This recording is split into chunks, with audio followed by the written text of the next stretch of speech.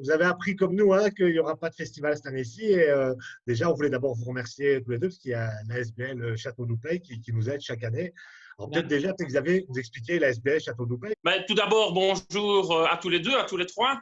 Alors, c'est vrai, je comptais vous accueillir sur scène. On fera sur Meuse, ce sera peut-être plus facile, ça marchera aussi. Alors, peut-être en deux mots, la SBL, c'est d'une part la partie culturelle. On essaye d'avoir différentes activités culturelles dans la commune et avec l'aide et notamment le leadership de notre échevin de la culture, Irving Guckel, qui prend en charge un peu ceci. Et la SBL essaye d'aider à cette démarche. Et donc, c'est d'essayer d'avoir tout type d'activités culturelles, des concerts de blues, des concerts pendant l'été, des apéros-spectacles, mais aussi, et c'est important, c'est ça notre volonté, d'être de tout type. Ce festival d'humour qui nous tient à cœur, Rire au Château, parce que l'humour est aussi une phase de la culture importante et bien souvent, c'est par l'humour qu'on arrive à faire passer pas mal de messages également au niveau de la société. Bravo. Ouais, je coupe, on a fait le résumé. Bonne journée à tous. Mais on pourrait vous demander un peu vos meilleurs souvenirs déjà du festival. Le festival a quand même fort évolué. Il faut savoir que tout au début, c'était aider les nouveaux artistes à leur trouver une scène accessible plus facilement. Et ça, je pense que c'est une réussite. Et c'est grâce à vous deux aussi. Parce que sur l'entité d'Oupey, on a quand même un vivier d'artistes extrêmement important.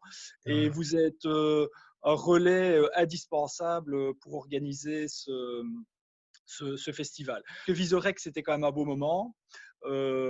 Et ça reste pour moi quand même quelque chose d'assez exceptionnel.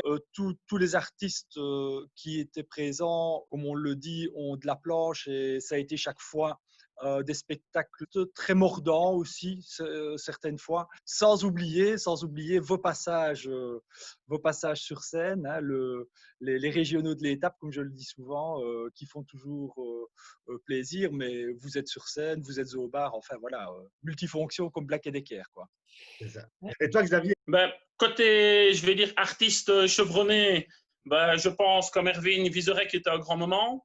James Dino m'a beaucoup plu et Fred Blade dans son côté totalement décalé. Et d'autre part, je trouve que dans les concurrents, je vais dire ça comme ça, deux qui m'ont assez bien bluffé, c'était notamment Moumou et Tocard, que je trouve assez exceptionnel.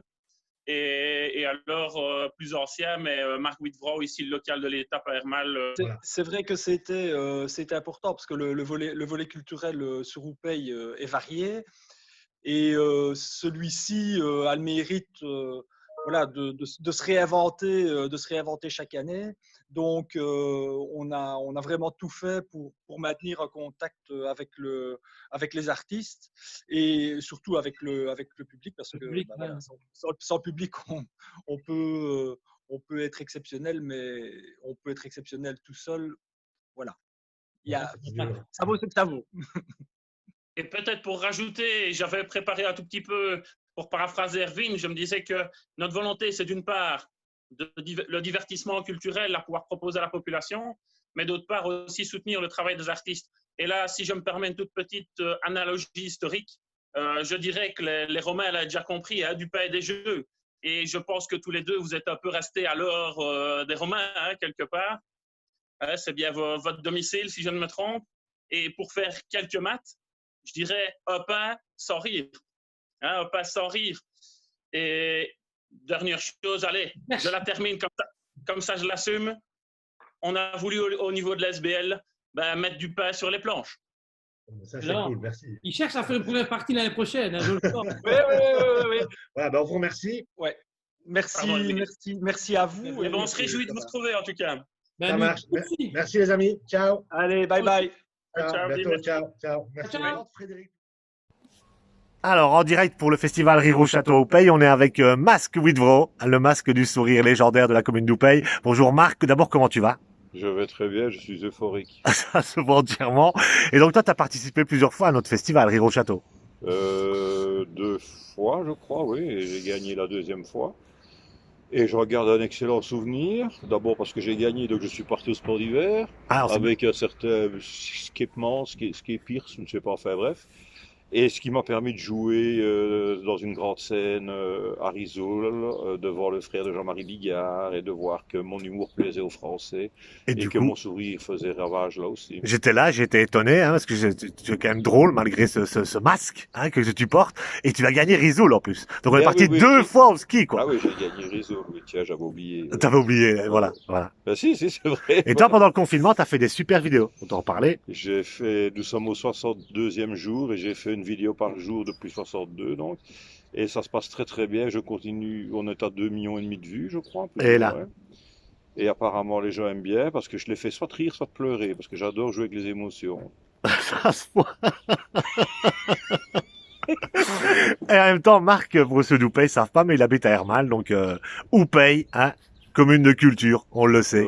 Voilà. On a un bon terrain ici. Ouais, Et donc, on te verra l'année prochaine, tu verras au minimum boire un verre ou présenter une soirée ou que devrais sais-je. normalement aller jusque-là, je ferai une étape à Hermé, et puis j'irai, oui, j'irai. Marc, merci beaucoup et j'espère que tu vas bien et qu'on te souhaite quand même un bel été et Ben, un bon déconfinement. ben oui, merci. Et bis à tous, hein.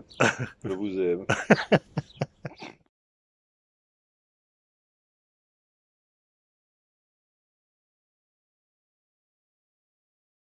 Quand la 4e goutte s'est écrasée sur ma Santiago, je me suis rendu compte, je me suis mis à l'évidence, je ne pisse plus dans la même catégorie. Alors j'ai pris rendez-vous avec le plus grand spécialiste de la prostate du monde. Petite parenthèse, mesdames, vous assumez nettement mieux, puisque tous les jours sur RTL, on voit une femme vautrer sur son sofa. Moi, j'ai 50 ans, je ris, j'éternue, j'ai des fuites urinaires.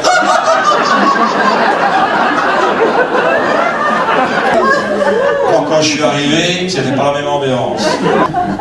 Bonjour, monsieur Micro. Je suis l'assistant du docteur Duffion. Le docteur m'a demandé de vous faire passer un petit questionnaire. Un questionnaire comme ça, ici devant tout le monde. Alors, monsieur Micro, en journée, vous allez uriner 2, 4, 6, 8, vous les continuez.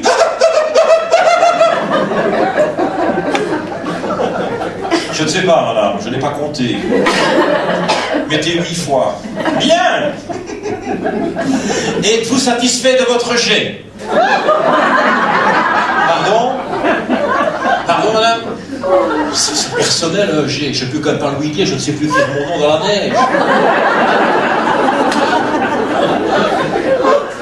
Et je m'appelle Marc.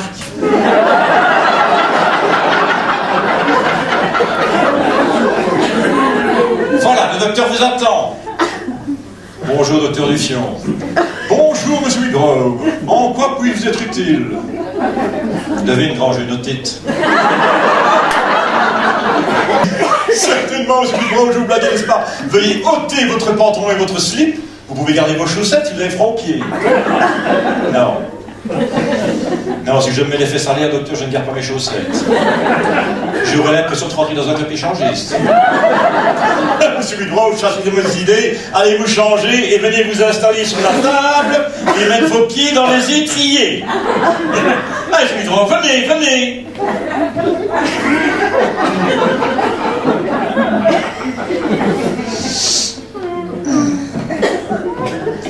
Dites, docteur, vos étriers, là, l'écartement, il est standard? Vous vous attendez alors sur du bolchoï? L'examen est terminé, je me rhabille, je me la joue John Wayne. It's a long road. Et c'est là que j'ai entendu, nous allons profiter de la sonde pour prendre quelques clichés. Alors, je n'ai pas fait maths sup.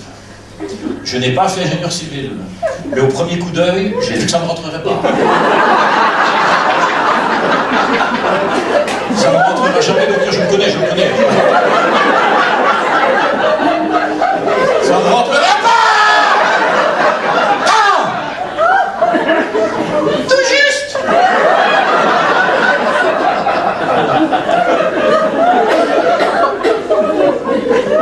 Quand je pense à mon petit voisin qui s'est marié avec un black de 2 mètres.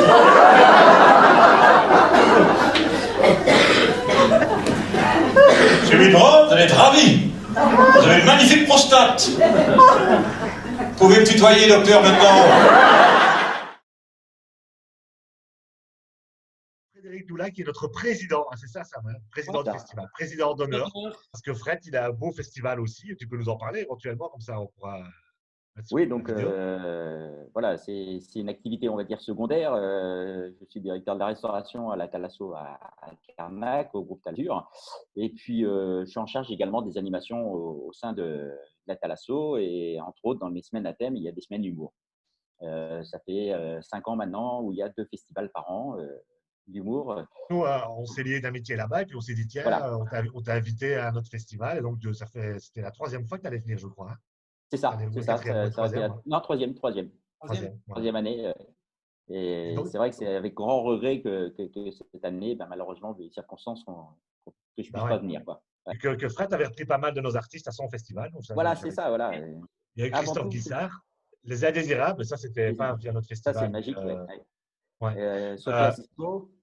Sophia Sico qui est passée aussi, ouais. Il y a eu moi, et évidemment, il y a Carole Mataille n'a pas encore pu mettre les agendas à jour pour y aller. Il devait y avoir Jessie Cobble. Jessie Cobble qui avait gagné l'année passée, mais qui n'a pas su venir. Au cours des différentes semaines à thème, on a pu organiser conjointement une semaine spéciale humour belge. Il y a eu 100% des humoristes belges. Renaud Rutten, entre autres, qui est venu. Donc, comme on disait, toi, Les Indésirables. Depuis, il n'y a plus de semaine des Belges. Depuis qu'il y a eu Renaud Rutten. Non, on peut en faire qu'une. Le budget alloué au bar était épuisé pour 5 ans. C'est ça. Non, mais c'est vrai qu'avant tout, c'est un échange qui est vraiment formidable au point de vue humain, déjà, pour commencer. Très belle découverte ensuite au niveau humour. En Belgique, vous avez un réservoir d'humoristes assez conséquent. On n'a plus le choix, nous, Fred. C'est ça où on meurt. En termes de point de vue, je vais dire, touristique, Oupey est le moins glamour, tu vois, par rapport à Carnac et les sports d'hiver. Mais on a une bonne abbaye avec des bières de Val-Dieu et on s'amuse fort. C'est peut-être tes meilleurs souvenirs que tu as vus sur scène chez nous au festival. Bon, après, le coup de cœur, je crois, coup de cœur commun, c'est Fred Blin. Voilà, absolument. Un ovni, c'est indescriptible, quoi. C'est un fou. Allez à Carnac, Rion en Thalasso, ça c'est sûr. Fred, merci beaucoup pour ton témoignage. Merci Fred. On tient au courant dès que ça sort. Ciao. Bientôt, ciao. Prenez soin de vous, ciao, au revoir. Salut le festival d'Oupey. Cette année, c'est pas possible. C'est pas possible pour plein de raisons. Et d'une, parce qu'il n'y a pas de festival. Magnifique festival d'ailleurs. J'ai pris un super plaisir de jouer là-bas. Et deuxièmement, parce que je suis enfermé, confiné complètement encore. Oui, la France nous confine encore un peu. Je suis un peu confiné. Un peu dehors, mais ça va, c'est cool. Voilà, je pense à vous. On se retrouve l'année prochaine. Oui.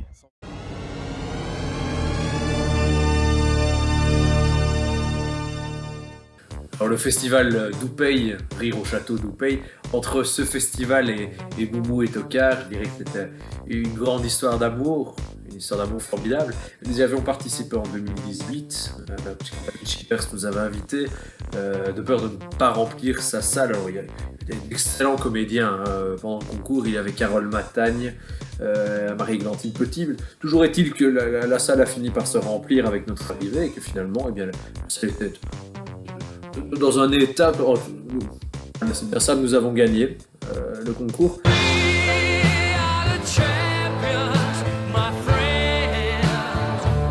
Malgré une très très belle prestation de Carole Matagne et Marie-Glantine Petit.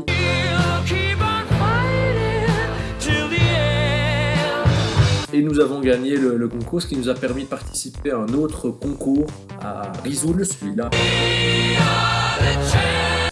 Et nous avons participé au concours du 10 Festival de Risoul, dont le résultat d'ailleurs ne s'est pas fait attendre, puisque...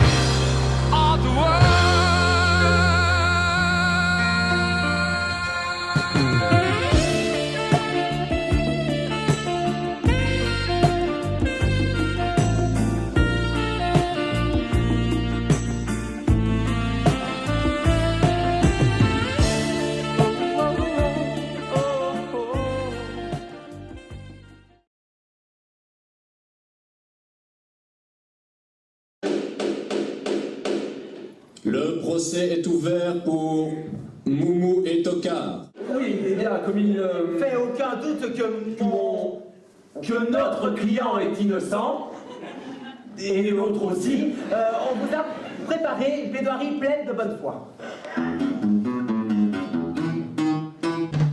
On est désolé, on ne savait pas. Rendez-nous notre liberté, on commencera pas. Je suis le petit voisin de Moumou, et quand j'étais petit, il m'a poussé de la balançoire. Depuis, je suis disque. J'ai un problème. Mais ma vie est poubelle. Chez nous, il fait toujours beau. Chez nous, on s'encule bio.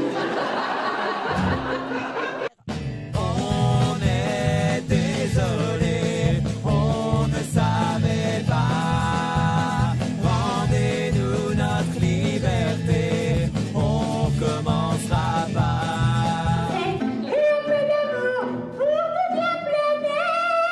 Hey, Jean-Marie n'est pas content, n'est-ce pas? Jean-Marie l'a poussé dans, n'est-ce pas? Jean-Marie s'habille ses droits, n'est-ce pas? Et Jean-Marie encore ça. Et Jeanne, au secours. Et Jeanne, au secours. Et Jeanne. Fallait aller à l'école, le petit Jésus te le dira, mendier, paiera pas ton alcool. On est désolé, on ne savait pas. Rendez-nous notre liberté, on commencera pas. On veut pas aller en tôle, ne nous faites pas ça. On n'est pas Bertrand Cantat, on survivra pas.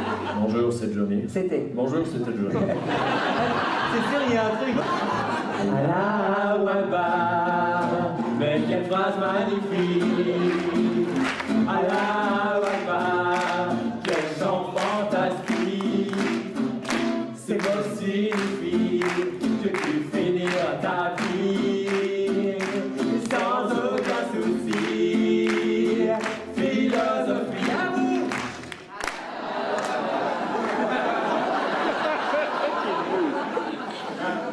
Les produits laitiers sont nos amis pour la suite.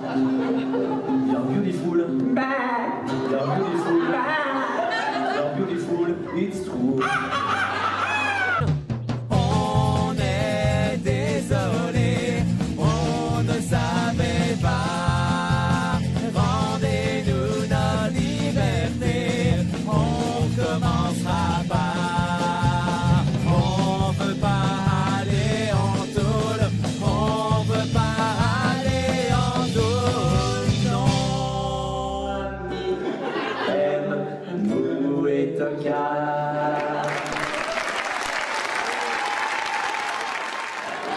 Et tu pensais être convaincant comme ça? Ah, il fallait être convaincant. Bon, laisse tomber, je vais le faire. Vas-y.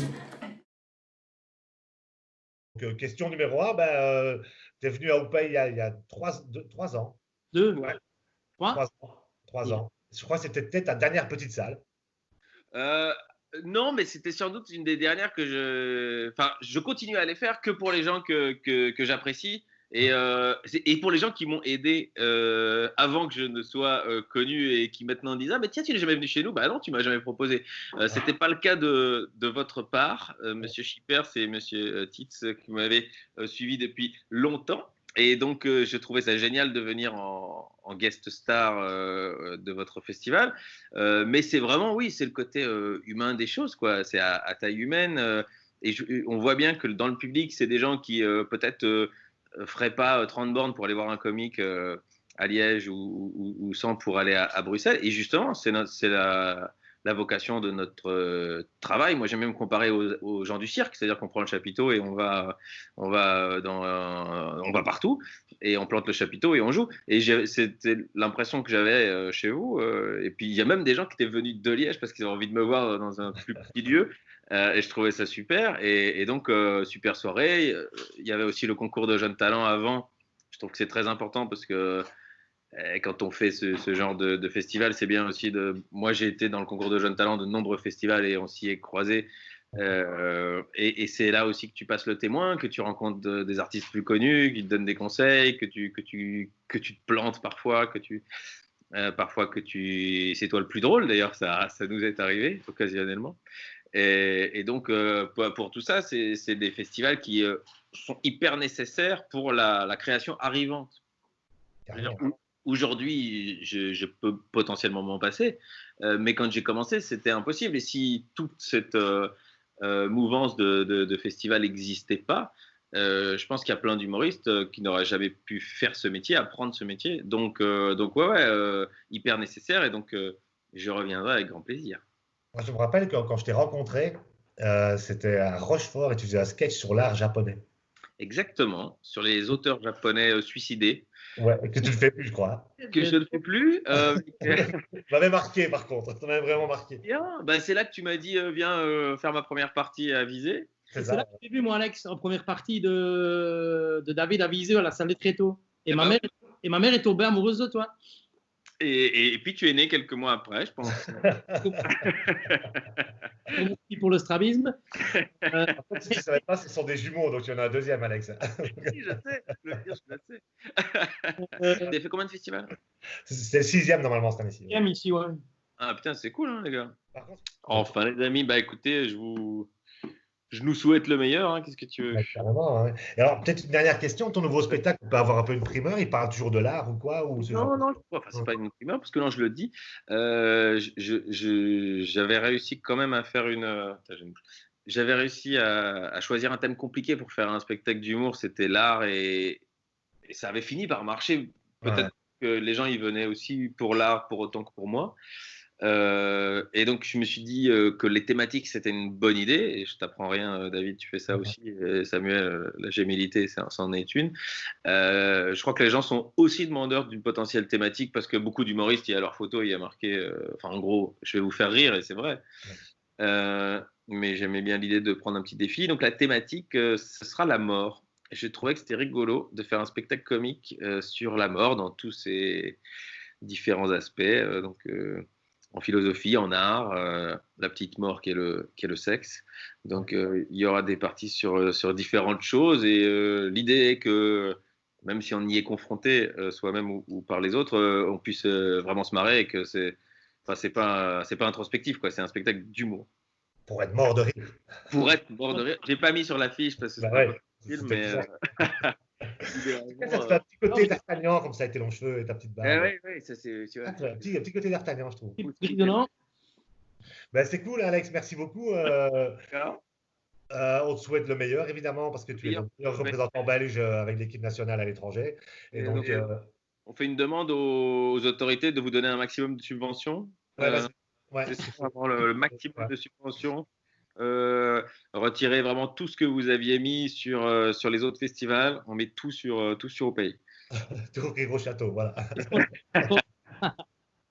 C'est cool. Merci Alex, porte-toi bien en tout cas. Ça va? Salut, prenez soin de vous.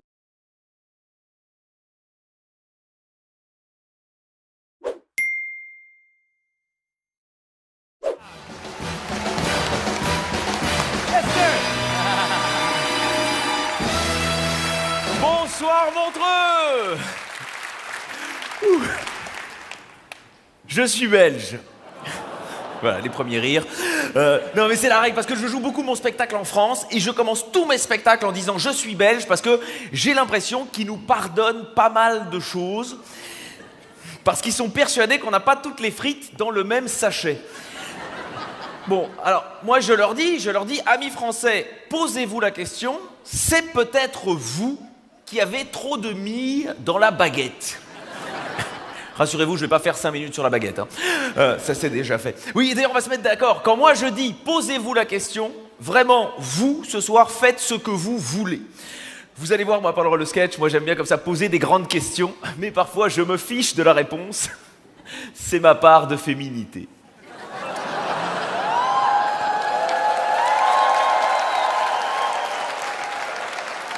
Voilà une salle bien divisée. On va pouvoir y aller. Malraux a dit Ça te calme tout le monde. Alors, c'est terrible. À Paris, ils me disent toujours, oui, le Belge, tu es arrogant, tu nous attaques comme ça avec Malraux. Et là, je les rassure immédiatement, je leur dis, oulala, non, vraiment, l'arrogance, c'est pas un défaut de chez nous. À Paris, ça ne rit jamais à ce moment-là. C'est le manque de recul. C'est le manque de recul. Malraux a dit, l'art est le plus court chemin de l'homme à l'homme. Et que moi, j'avais envie de vous rencontrer, de vous connaître, eh bien, j'ai décidé que pendant 10 minutes, on allait parler d'art. Et je vous demanderai bien sûr de tempérer l'enthousiasme. Et ouais, Montreux, moi j'ai décidé de vous tester, voir si vous étiez fort en art. Moi je pense que vous êtes une ville très culturelle, donc j'ai préparé un quiz. Alors attention, vous faites une seule équipe, je pose les questions et on y va avec une première question sur l'art. Attention, j'aime bien cette belle concentration. Lequel des deux est un tableau fauviste? Attention, il y a un piège. Ne vous jetez pas sur la réponse. Hein. Celui de droite, tout à fait, très bonne réponse. C'est l'un de trois qui se sont sacrifiés pour l'équipe. C'est un tableau d'Henri Matisse, La Dame au chapeau. Hein, on sent qu'il a vraiment tout donné sur les couleurs et puis il a pris le premier titre qui passait. Mais c'est un tableau fauviste. L'autre, c'est un tableau représentant un fauve. C'était le piège. C'est un tableau du douanier Rousseau. Et ça, tout le monde le connaît, c'est vraiment le grand peintre naïf, qui probablement était plus naïf que douanier. Très très malvenu ce que vous avez pensé là. Bon, je vous laisse le point, mais attention, là c'était facile. Le niveau monte avec cette deuxième question. Alors restez bien évidemment... Il faut attendre la question. Écoutez, moi je fais tout pour monter le niveau... Si vous ne m'aidez pas, vous êtes dissipé, Montreux. Hein. Vous vous en rendez bien compte. Lequel des deux est une pipe? J'ai dû grimer parce qu'il y avait la réponse. Celui de... Oula! Autant le fauvisme, ça n'a pas passionné tout le monde, autant là, vraiment, on vous sent sur un sujet fort. Oui, c'était celui de gauche, mais il y a une vraie explication artistique, et je vais vous la donner, sur le tableau, qui est un tableau de Magritte, énorme peintre belge. Eh bien, qu'est-ce qui se passe? C'est l'œuvre qui fait l'action. Donc, c'est une œuvre d'art, et ce n'est pas une pipe. C'est d'ailleurs pour ça qu'il l'a écrit dessus, Magritte. Tandis que sur la photo, bon, on le voit, là... C'est clairement la demoiselle qui fait l'action. Et...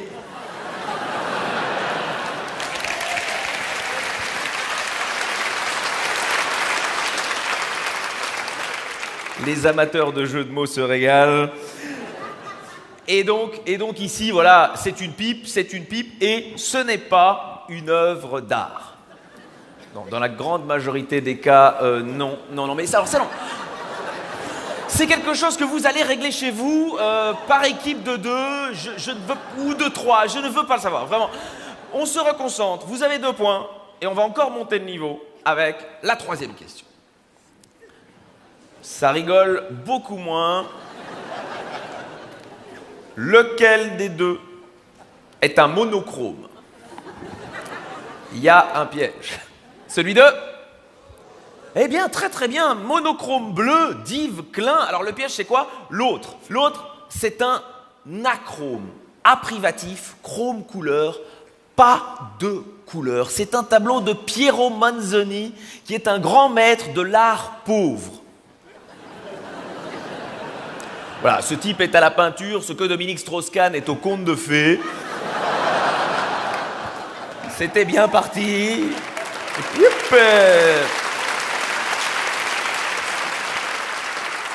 Bon, alors évidemment, moi je n'ai pas d'avis là-dessus, je vous le propose, ramenez ça chez vous, réfléchissez à tout ça. Et j'ai pas envie qu'ensemble on se moque de l'art pauvre, parce que c'est un courant important. L'Italie, fin des années 50, début des années 60, arte povera. Et il n'y a pas eu que de la peinture, tenez-vous bien, je vous ai apporté aussi, il y a eu de la sculpture. Et voilà, ça c'est... Oui. Faut l'imaginer dans un musée, hein. Mais cela dit, il faut être honnête, quand on mange une salade, ben on se dit souvent, tiens, c'est emmerdant parce qu'il y a un petit caillou dedans. Eh bien ici, on le retrouve beaucoup plus facilement.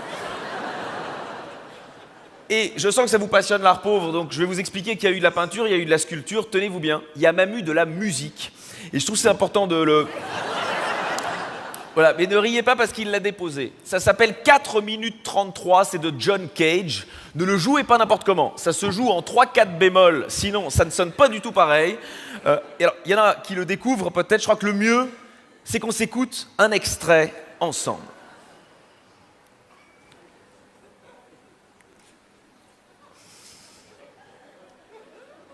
Voilà. J'ai pris le meilleur moment hein, pour que vous l'ayez bien dans l'oreille. Alors, cela dit, je voudrais qu'on revienne au tableau tout blanc. Parce que, excusez-moi, je pense que c'est le nœud de l'histoire de l'art. Comment, en quelques centaines d'années, alors qu'on a la Joconde, qui est un chef-d'œuvre absolu, en quelques centaines d'années, on arrive à un tableau tout blanc? Eh bien, j'ai fait des recherches et tout commencerait avec Monet. Monet, quand il peint l'entrée de Giverny sous la neige, qui est un tableau qu'on aurait pu se contenter d'appeler « Chouette, il y a de la neige ». Bon, alors, vous l'avez remarqué, parce que je sens que vous êtes une salle très concernée et très futée, on n'est pas dans un acrome à proprement parler, mais on sent déjà une vraie volonté de vider le tube de blanc. Et ça nous emmène en 1915, il y a à peu près 100 ans, 1915, avec Malevich. Malevich qui peint carré noir sur fond blanc. Voilà. Moi, je n'ai pas d'avis, hein. Je vous le propose. Ramenez ça chez vous, réfléchissez à ça. Cela dit, j'ai une anecdote sur le tableau excellente. C'est qu'il paraît que Malevich n'était pas hyper content de son travail. Et pourtant, on le voit, il n'a pas dépassé.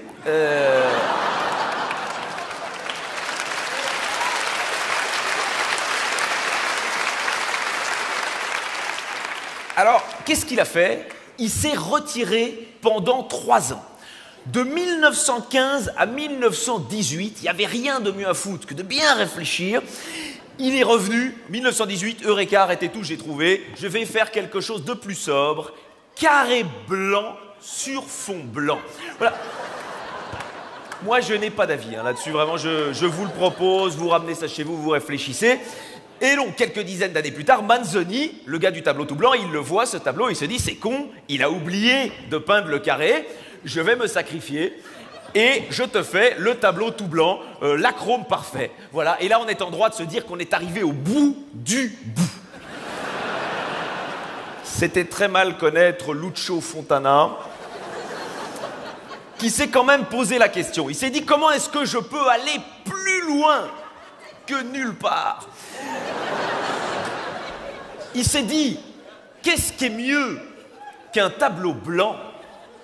Un tableau blanc avec un coup de cutter dedans. C'est génial, et puis c'est relativement pratique. Il arrive vers 9h à l'atelier. À 9h10, le tableau est terminé, il peut aller prendre l'apéro avec les amis, tout ça. Et là, dans la salle, il y a des gens de gauche qui se posent la question, mais comment est-ce qu'un artiste peut faire pour passer à travers une toile? Il y a les gens de droite qui se disent, mais combien ça peut valoir un truc pareil? Non, mais c'est intéressant, c'est tout des questionnements intéressants. Et le lendemain, le gars, il revient au travail à 9h, et il se dit, qu'est-ce qui est mieux qu'un tableau blanc avec un coup de cutter dedans? Un tableau blanc avec... Mais non! 3 coups de cutter dedans! Mais les artistes sont surprenants, on les attend là et ils sont là, tac tac, c'est génial.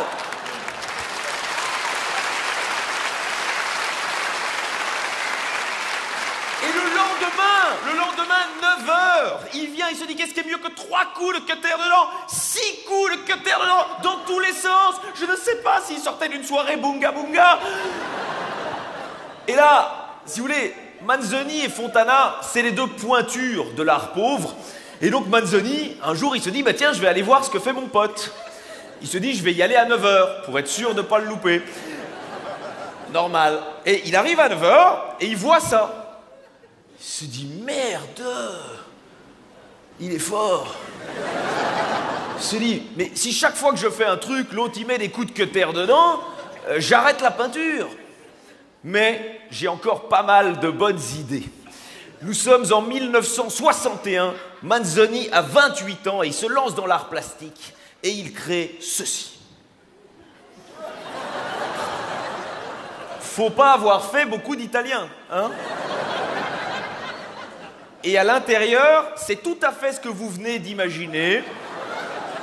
Il en a fait 90, des petites boîtes comme ça, 30 grammes dans chaque, et là il s'est dit, l'autre ne mettra jamais un coup de cutter dedans. Eh oui.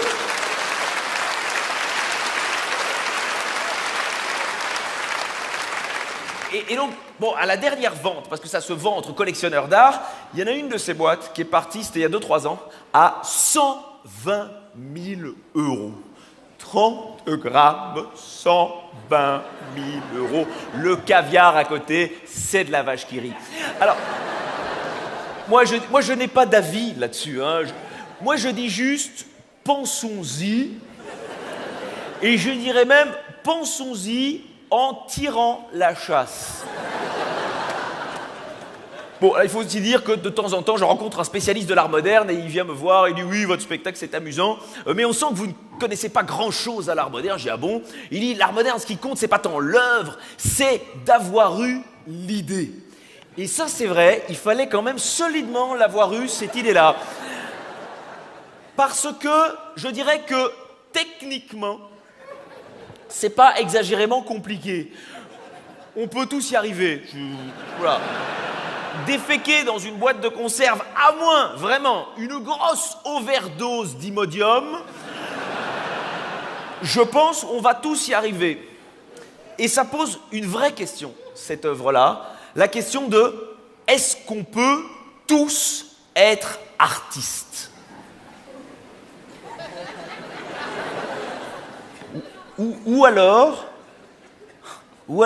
tout l'art de ça, ce serait de faire croire à tout le monde qu'il peut être artiste. Oh putain. Excusez-moi, je vais prendre un dafalgan. Alex Vizorek! Alex